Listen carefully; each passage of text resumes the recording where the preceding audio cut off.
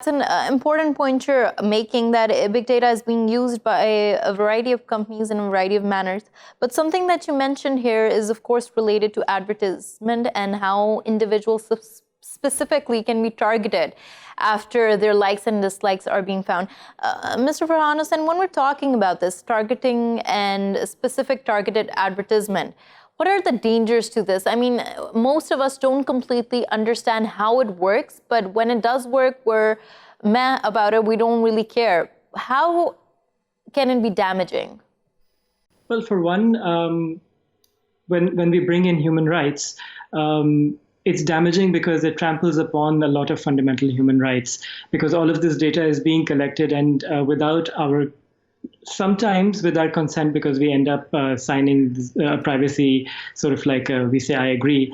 But in most cases, people don't understand what's written over there.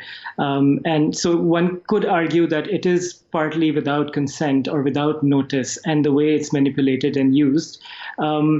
So it seems like we might be coming full circle in terms of the human rights that we were able to get enforced for ourselves, because all of this becomes very gray area for big companies to manipulate.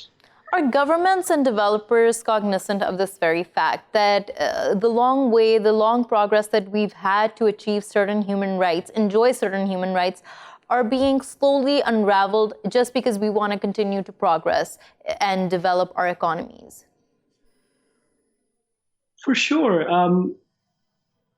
At least in most cases, they are aware of what is really happening. But then again, as Donald Trump's example was given earlier, it doesn't really matter if a huge amount of facts and scientific data is presented to certain individuals in power, because they're simply going to say no to it and go on following their own interests.